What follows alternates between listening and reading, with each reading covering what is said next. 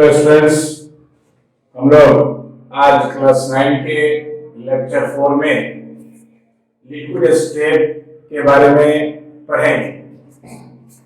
हम लोग इसे पिछले क्लास में इससे पिछले और पहले 3 लेक्चर हो चुके हैं क्लास 9 में, जिसमें हम लोग बहुत सारी बातें पढ़ चुके हैं। आप उसका वीडियो भी देखे होंगे, उसको समझे भी होंगे। आज लेक्चर 4 में लिक्विड स्टेट की डिटेल में हम बात करेंगे। लिक्विड स्टेट में हम लोग मैटर को फिजिकल प्रॉपर्टीज के आधार पर 3 स्टेट में क्लासिफाई किया था हम लोगों ने, सॉलिड, लिक्विड और गैस। तो जिसमें लिक्विड स्टेट में हम लोग सबसे पहले पार्टिकल के अरेंजमेंट की बात देखते हैं। मैंने इंट्रोडक्शन में भी बताया था पार्टिकल के अरेंजमेंट की जहां तक बात है तो सॉलिड के रिस्पेक्ट में अगर हम लोग कंपेयर करें तो लिक्विड में पार्टिकल्स सॉलिड के रिस्पेक्ट में थोड़ा सा लूजली पैक्ड अप होता है। देखिए कैसा, तो हम लोग सॉलिड में पढ़े थे कि पूरा एकदम टाइटली और क्लोजली पैक्ड अप होता है, तो सॉलिड के रिस्पेक्ट में लिक्विड में पार्टिकल्स एक दूसरे से दूर होते हैं। ये जितने भी आपको सर्किल दिख रहे हैं पार्टिकल को मैग्नीफाइड फॉर्म में मैंने दिखाया है, ये आपको पार्टिकल है जो एक दूसरे से थोड़ी सी दूरी पर है। तो ये पार्टिकल के एलिमेंट को ये फिगर बताता है लिक्विड स्टेट में। अब इस फिगर को देखते ही हम लोग को इंटरमॉलिक्यूलर स्पेस के बारे में ध्यान जाता है। क्या इंटरमॉलिक्यूलर स्पेस? तो दो पार्टिकल के बीच में जो स्पेस होता है उसको इंटरमॉलिक्यूलर स्पेस कहते हैं। क्या कहता है इंटरमॉलिक्यूलर स्पेस में कि more then in solids, solid में जितने स्पेस होते हैं उससे ज्यादा इंटरमॉलिक्यूलर स्पेस होता है किसमें? लिक्विड में। स्वाभाविक बात है कि पार्टिकल्स एक दूसरे से दूर होंगे तो स्पेस ज्यादा होगा। पार्टिकल्स एक दूसरे से दूर होंगे तो पार्टिकल्स के बीच में जो एक पार्टिकल दूसरे को जो फोर्स ऑफ अट्रैक्शन से हेल्ड अप करके रखते हैं, वो जैसे ही पार्टिकल दूर होगा तो वह फोर्स भी घटेगा। तो इंटरमॉलिक्यूलर फोर्स ऑफ अट्रैक्शन का क्या होगा? Less then in solid. Solid में जितना फोर्स ऑफ अट्रैक्शन होता है उससे कम फोर्स ऑफ अट्रैक्शन होगा किसमें? लिक्विड में। अब यदि पार्टिकल के मूवमेंट की बात करें तो पार्टिकल सॉलिड में हम लोगों ने पढ़ा था कि सॉलिड में पार्टिकल बिल्कुल मूव नहीं करते हैं, सिर्फ अपने पोजीशन पर, मीन पोजीशन पर वाइब्रेट करते हैं। लेकिन लिक्विड में पार्टिकल्स इतने फ्री जरूर होते हैं कि they can move from its position, move कर सकते हैं। तो काइनेटिक एनर्जी पार्टिकल का जो होता है वो सॉलिड से ज्यादा होता है। मूवमेंट भी सॉलिड के रिस्पेक्ट में लिक्विड के पार्टिकल्स में मूवमेंट भी ज्यादा होता है।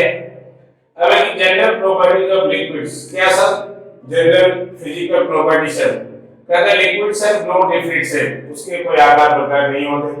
आप लिक्विड का अपना कोई शेप नहीं होता, आप जिस बर्तन में रख दीजिए उसी का शेप होता है। It is the shape of the vessel in which it is kept. जिस बर्तन में आप रखते हैं, बोतल में रखते हैं, बोतल का शेप, बकेट में रखते हैं, बकेट का शेप, टब में रखते हैं, टब का शेप, जिस घड़े में रखते हैं, अर्थन पॉट में, तो उसका शेप, तो उसका अपना कोई डिफरेंट शेप नहीं होता है। लेकिन वॉल्यूम डिफरेंट होता है। वॉल्यूम डिफरेंट होने का यह मतलब है कि आप किसी भी वेसल में जितने लिक्विड आप रखेंगे, 1 litre, 2 litre, 5 litre, 10 litre, 100 litre, आप जितने रखेंगे वह काफी समय के बाद भी उतने ही लीटर और उतने ही वॉल्यूम में होंगे, उसमें कोई परिवर्तन नहीं होगा। मतलब it does not fill the container completely, container completely, मतलब जिस बर्तन में या वेसल में आप रखते हैं ऐसा नहीं कि फैलकर पूरे बर्तन में हो जाता है। इतने भी पार्टिकल फ्री नहीं लिक्विड स्टेट में कि वो फैलकर पूरे वेसल को कंप्लीट कर दे और पूरे वेसल में फैल जाए, ऐसा संभव लिक्विड स्टेट में नहीं है। तो शेप डिफरेंट नहीं होते हैं लेकिन वॉल्यूम डिफरेंट होता है। आप जितना रख देंगे वो उतना ही बाद में भी आपको नजर आएगा, पहले भी उतना ही और बाद में भी उतना ही नजर आएगा। वॉल्यूम में कोई भी परिवर्तन लिक्विड में नहीं होगा। अगर density of liquid is lower, क्योंकि पार्टिकल की क्लोजनेस घटेगी तो स्वाभाविक है कि उसकी डेंसिटी भी कम होगी। तो सॉलिड के रिस्पेक्ट में लिक्विड में डेंसिटी भी कम होगा। अगर लिक्विड को कंप्रेस कर सकते हैं, कितना? Only to a limited extent, एक सीमित हद तक ही हम लोग कर सकते हैं। एक तरह से कहें कि दे आर ऑलमोस्ट इनकंप्रेसिबल, हम लोग नहीं दबा सकते हैं। आप देखे होंगे कि पानी की सतह पर आप अपने हाथ को रखें और हल्का सा प्रेस करेंगे नहीं कि पानी ही आपके हाथ के ऊपर आ जाता है। इसका मतलब इससे यह समझ में आता है हम लोगों को कि लिक्विड को कंप्रेस नहीं कर देंगे, क्योंकि लिक्विड में इंटरमॉलिक्यूलर स्पेस सॉलिड से थोड़ा ज्यादा होता है। आप उतना ही पार्टिकल को क्लोज ला सकते हैं, जितना स्पेस होता है उतना ही क्लोज भी आ सकता है। तो हम लोग लिक्विड में बहुत ज्यादा पार्टिकल एक दूसरे से दूर नहीं होता है, इसलिए आप बहुत ज्यादा उसको कंप्रेस नहीं कर सकते हैं। लिमिटेड एक्सटेंट तक ही हम लोग उसको कंप्रेस कर सकते हैं, इसलिए हम लोग कहते हैं लगभग इनकंप्रेसिबल होता है।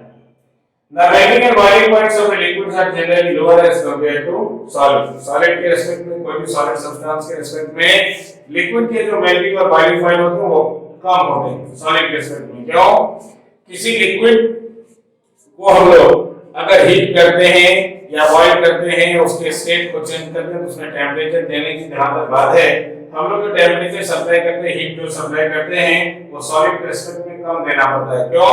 क्योंकि पार्टिकल के बीच में जो फोर्स ऑफ अट्रैक्शन होता है उसको ब्रेक करने के लिए हम लोगों को एनर्जी कम देना पड़ता है, क्योंकि force of attraction liquid state में कम होता है, जिसको ब्रेक करने के लिए एनर्जी भी कम देना पड़ता है। इसलिए मेल्टिंग और बॉइलिंग पॉइंट सॉलिड के स्टेट में लोअर होता है। कहते हैं liquid has property to flow, बहने की क्षमता होती है।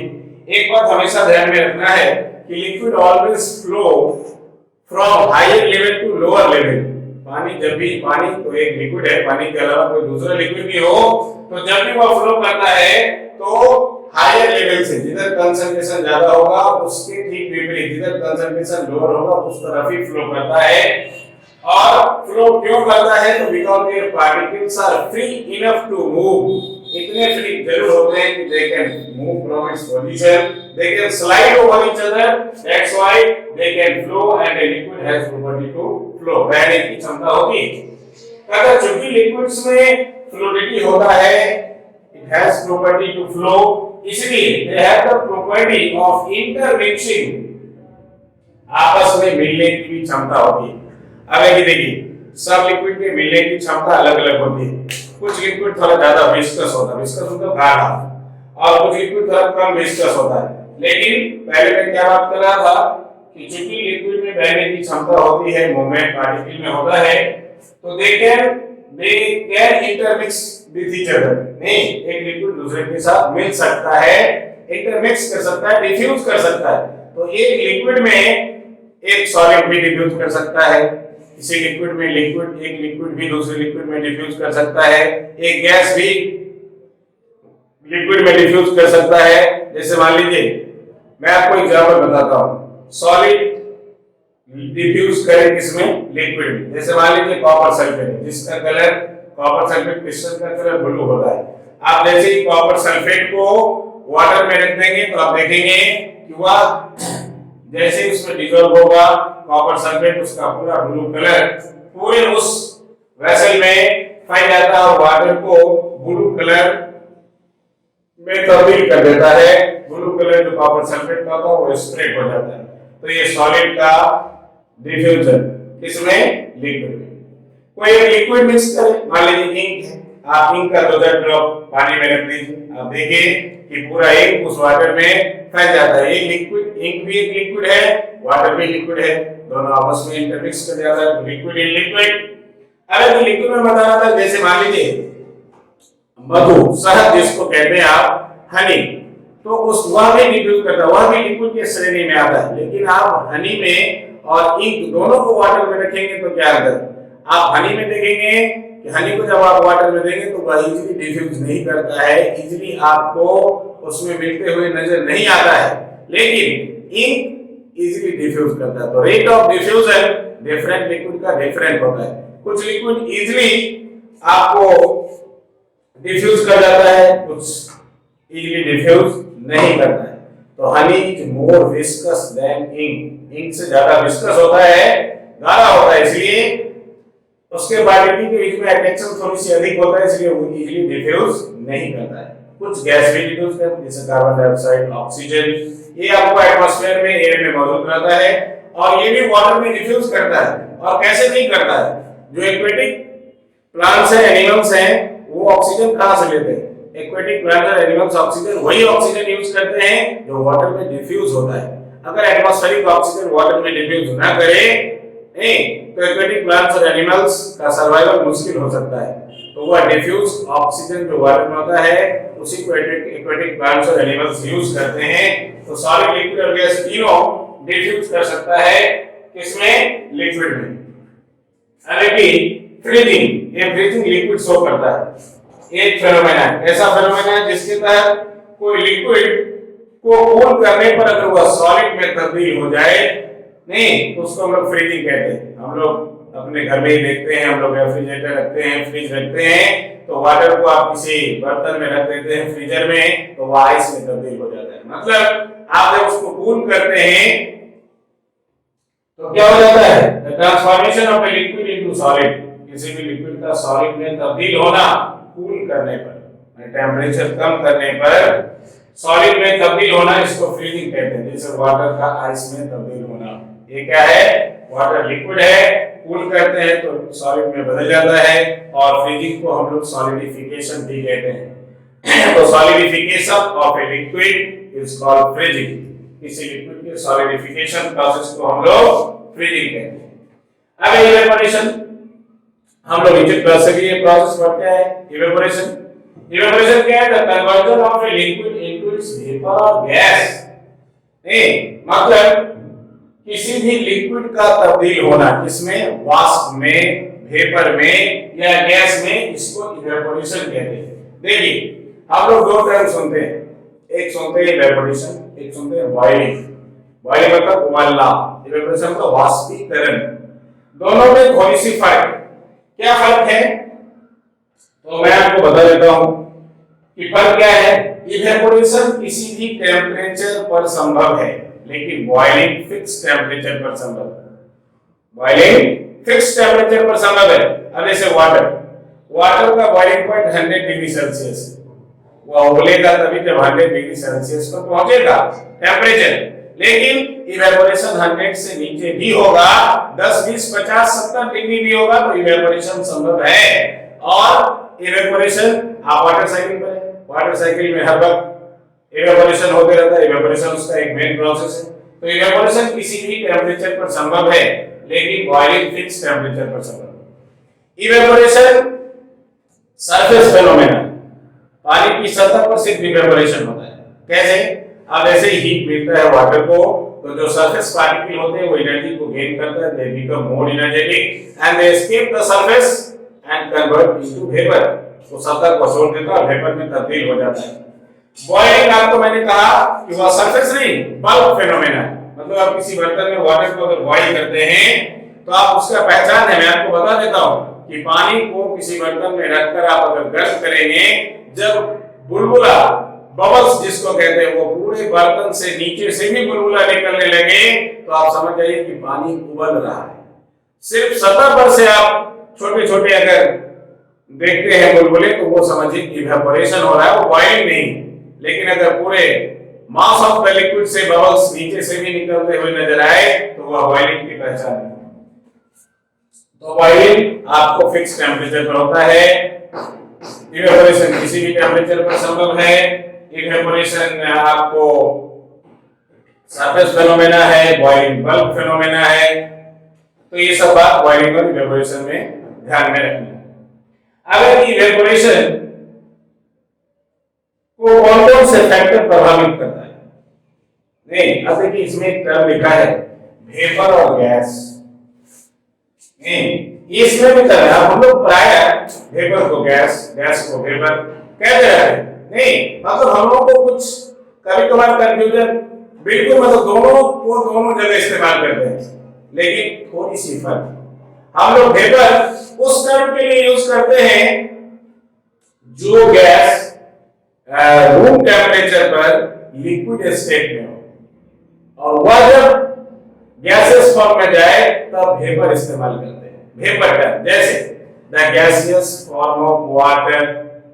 तो वाटर क्या है? वाटर रूम टेम्परेचर पर लिक्विड होता है, आप हीट करते हैं तो जब उसका गैसियस फॉर्म में जाना उसको गैस नहीं कहते, उसको वेपर कहते हैं।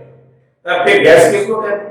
तो गैस उसको कहते हैं जो पहले से रूम टेम्परेचर पर भी गैसियस स्टेट में ही है, जैसे nitrogen, oxygen, hydrogen, carbon dioxide, ये सब क्या है, पहले से रूम टेम्परेचर पर भी गैस है नहीं, और टेम्परेचर बढ़ जाए फिर भी गैस ही रहता है नहीं। लेकिन जो रूम टेम्परेचर पर लिक्विड स्टेट में हो और टेम्परेचर बढ़ाए तो वह गैसियस फॉर्म में चला जाए, तो उसको हम लोग वेपर कहते हैं। तो gaseous form of water is called vapour, steam भी कहते हैं। और जो गैसियस स्टेट में ही रहता है एटमॉस्फेयर में, नाइट्रोजन, हाइड्रोजन, ऑक्सीजन, तो ये सब हम लोग गैस कहते हैं। Usually they exist in the gases, they are said to be gases। तो ये वेपर और गैस में फर्क है, आप ध्यान रखेंगे। अब कौन-कौन से फैक्टर इवेपोरेशन को आपको प्रभावित करता है? Nature of liquid, nature of liquid मतलब कैसे इवेपोरेशन, कुछ लिक्विड ऐसा होता है जिनके बॉइलिंग पॉइंट लोअर होता है। बॉइलिंग पॉइंट क्या होता है? The temperature at which a liquid boils, ऐसे तापमान जिस पर कोई लिक्विड उबलता है, बॉइल करता है, वह उसका बॉइलिंग पॉइंट कहलाता है।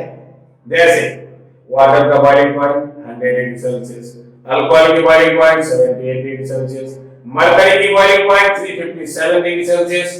तो जिस टेम्परेचर पर कोई लिक्विड बॉइल करे वह उसका बॉइलिंग पॉइंट होता है।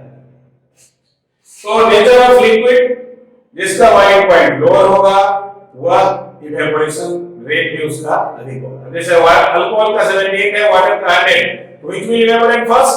Alcohol will evaporate first. तो lower the boiling point of liquid, higher will be its rate of evaporation। Temperature, temperature अधिक होंगे रेट ऑफ इवेपोरेशन अधिक होगा, टेम्परेचर कम होंगे रेट ऑफ इवेपोरेशन कम होगा। समर सीजन में आजकल के समय में टेम्परेचर अधिक होते हैं, तो क्या होता है कि हम लोग जैसे कपड़ा धोकर सूखने देते हैं, कपड़ा जल्दी सूखता है घंटे 2 घंटे में। ठीक, आप रेनी सीजन में चले जाइए तो क्या होता है, टेम्परेचर कम होता है।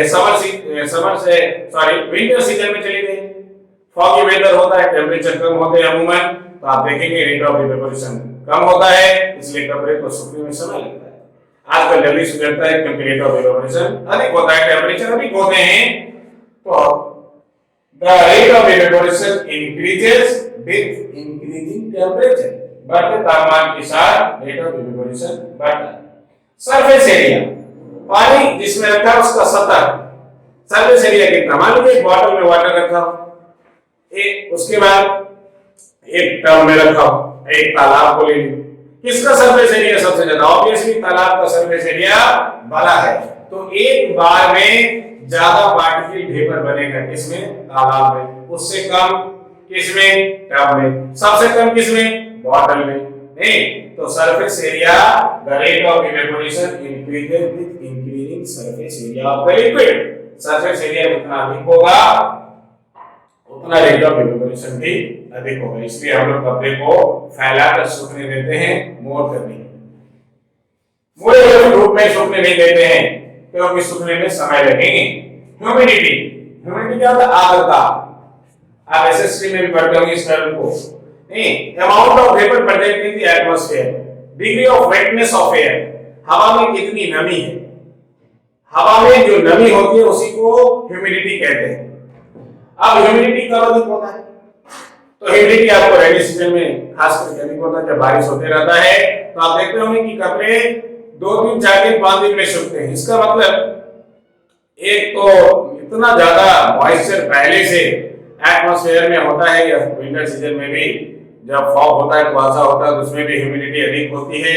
तो उस वक्त क्या होता है, पहले से जो वाटर वेपर बनेगा और एटमॉस्फेयर में जाएगा उससे पहले से इतना वेपर स्पेस ऑक्युपाई करके रखता है, तो नीचे से वेपर जो जाएगा उसको जगह मिल नहीं पाता, इसलिए रेट ऑफ इवेपोरेशन स्लो हो जाता है। तो अगर ह्यूमिडिटी अधिक होगी एटमॉस्फेयर में तो रेट ऑफ इवेपोरेशन स्लो होगा, ह्यूमिडिटी कम होगी तो रेट ऑफ इवेपोरेशन अधिक होगा।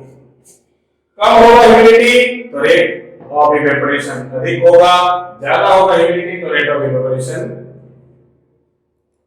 कम होगा। उल्टा है, इनवर्सली प्रोपोर्शनल, ह्यूमिडिटी अधिक इवेपोरेशन कम, ह्यूमिडिटी कम इवेपोरेशन अधिक। अब विंड स्पीड, हवा की गति, कोई हॉट सनी डे हो और विंडी डे हो, मतलब तापमान भी अधिक हो, नहीं सूरज की चमक भी अधिक हो और हवा की गति भी अधिक हो। अब ये हवा की गति का क्या काम, इवेपोरेशन। तो जो वाटर वेपर बनता है उसको वह विंड अपने साथ कैरी करता है, ऊपर ले जाता है। वैसे अमूमन जाएगा 100 और हवा ने उसको अपने साथ ले जाएगा, दोनों में गति में फर्क होगा। हवा जो अपने साथ ले जाएगा तो वेपर के जाने की गति अधिक होगी, जनरल फॉर्म से अधिक होगी। तो जब स्पीड माने हवा अधिक होती है तो उस दिन रेट ऑफ इवेपोरेशन भी अधिक होता है। और सिर्फ हॉट डे रहता है तो इवेपोरेशन होता है, लेकिन हॉट विंडी डे रहता है तो उससे भी अधिक रेट ऑफ इवेपोरेशन होता है। तो ये तमाम बातें आपको, ये सब फैक्टर्स हैं जिस पर इवेपोरेशन डिपेंड करता है, ये तमाम बातें आप ध्यान में रखेंगे। फिर आगे की बात हम लोग अगले क्लास में करेंगे। Thank you.